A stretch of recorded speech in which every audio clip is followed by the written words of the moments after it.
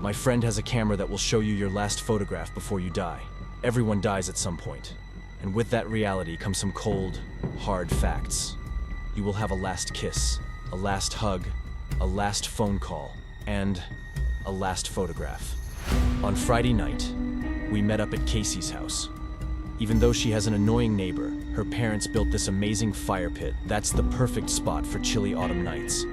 After starting the fire and roasting some marshmallows, she brought out something I hadn't seen in at least a decade. A disposable camera. "This is a special camera," Casey said with a grin.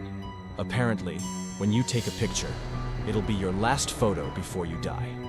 I sat there, trying to digest what she was saying. "You mean, the camera kills you?" "Yeah, like that one Goosebumps book," Brady replied. "Say cheese and die." "Oh my gosh, I loved that one," Maribel said, grinning. No, that's not what I mean." Casey held her hands up, clearly annoyed that we didn't get it.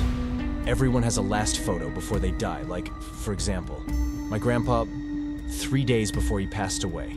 He went on a fishing trip. The last photo on that trip is the last photo that was ever taken of him." "Well, it's impossible for a camera to show that," I replied. "It would have to be a time-traveling camera for that to work. You guys are no fun." Casey rolled her eyes and started putting the camera back in her bag. Wait. We didn't say we didn't want to use it," Maribel said. "Yeah, it could be fun." A wicked smile flashed on Casey's lips. "Okay, good. Who wants to be the first?" Brady raised his hand. "I'll go." That was Brady for you. Never missed a chance to impress the girls. He stood up, his face lit by the roaring fire. "Where should I stand?" "The lighting's kinda harsh, maybe by that tree." Brady walked several feet away from the fire and stood next to the tree. Then he leaned against it, crossed his arms, and raised an eyebrow. Casey raised the camera to her face. 3, 2, 1. Cheese. White light flashed across the dark backyard. Brady stepped away from the tree, grinning. "Okay, who's next?" Casey asked. "I'll go," Maribel said. She pushed her glasses up her nose and stood next to the tree, somewhat awkwardly. Casey lifted the camera to her face again and took a photo. The ratcheting sound of her rewinding the film filled the air. "Okay, Benny, your turn," she said, shooting me a smile. I walked over to the tree, took off my baseball cap, and waited.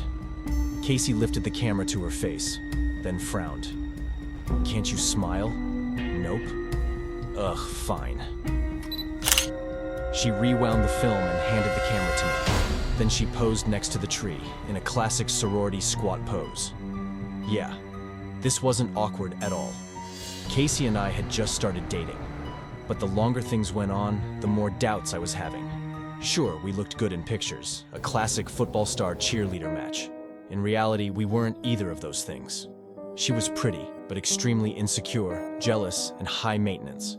I was a neurodivergent math nerd who just happened to luck out genetically and look like a jock. I stared at her through the viewfinder, her form slightly distorted. "Hey, you didn't count down," she whined. "What? You were posing. I want to know exactly when the photo is being taken. That's all." "Okay, sure." I rewound the camera and handed it back to her. She sidled up next to me and lowered her voice. "Hey, when Brady and Maribel leave, you want to stay a little bit after?" "Oh, I don't know. My dad's renovating the kitchen and he wants me to help him in the morning. It doesn't have to be long, just for a little while." I should have said no, but she was pushing, and I felt bad saying no. "Okay, just for a half hour. Sounds good to me. We can watch something down in the basement. My parents can't hear a thing down there." "What about your neighbor? He seemed really mad when we were watching V for Vendetta. Said the explosions woke him up. Remember, he was pounding on the glass door and yelling at us?" She rolled her eyes. "So we'll keep the volume down. Come on, it's just a half hour. We don't even have to watch anything." "Okay." Before I could say more, she grabbed the camera and started towards the fire pit. I followed. "When are you gonna get those developed?" Brady asked. "We could go tonight. There's still a 1-hour photo in the CVS on Route 14, Maribel replied. "And we could pick up some snacks." "Wait, seriously? They still develop photos?" Casey asked. My dad uses them for passport photos and other official stuff." So it was decided. The four of us piled into Brady's car and took off into the night. We spent the entire hour hanging out at the store, picking out snacks. Then Casey went up to the counter, grabbed the paper envelope, and led us back out to the car. We piled inside, and Brady turned on the lights. She flicked open the envelope and pulled out the photos. No fucking way. The first photo showed an older man standing on a beach. Gray hair dripping wet, blue waves rolling behind him. But with his square jaw and tall build, he looked just like an aged-up Brady. "That's impossible," I said. "Not necessarily," Maribel replied after a pause. "The camera looked like a disposable camera, but it's possible someone put a cheap microchip in there, like a mini Raspberry Pi or something.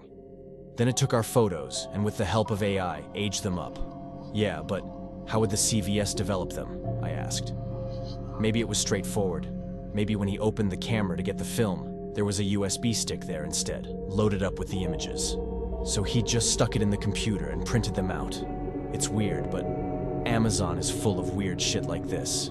I once saw a karaoke machine that used AI to auto-tune everyone as they were singing, in real time." "We could go back inside and ask them," I suggested. "I want to see the rest of the photos first," Casey said, nearly cutting me off. "Where'd you get this camera again?" Maribel asked. "A friend gave it to me."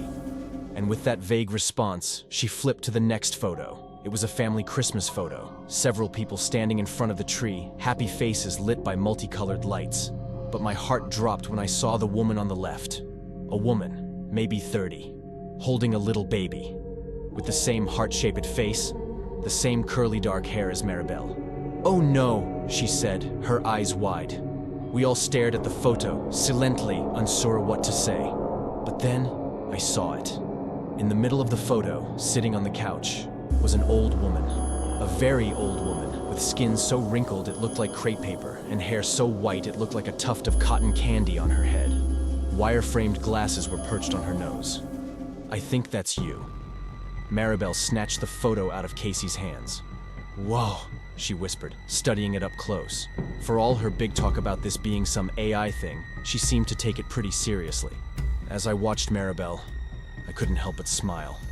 For a second, I felt something. A sense of awe as I looked at her face, lighting up with the joy of her family. I'd never looked at Maribel as anything other than a friend, but there was something tugging at my heartstrings now. Not even something I could put into words as a crush, or attraction, or lust. Just something. A flicker of connection, of emotion, of... "Benny?" I glanced at Casey, and then I looked down. In her hands was the photo she'd taken of me. The exact same photo. Of me, tonight, holding my baseball cap, standing next to the tree, not smiling, staring straight ahead, eyes red from the flash. My first thought was the camera had malfunctioned. Whatever this was, AI or otherwise, had messed up and glitched on my picture. And it just spit out the photo as it was taken tonight. But as Casey, Brady, and Maribel stared at me with horror, I realized. "So it's saying, the picture you took of me tonight is the last picture of me alive." "I guess so," Casey said. The silence pressed in. I shook my head and forced a laugh. "Come on. This is just some stupid prank camera. Like Maribel said, it's some AI thing. Maybe it even purposely skipped some people to scare them." None of them were laughing. "Okay, come on, let's look at Casey's." I plucked my photo from the stack and froze.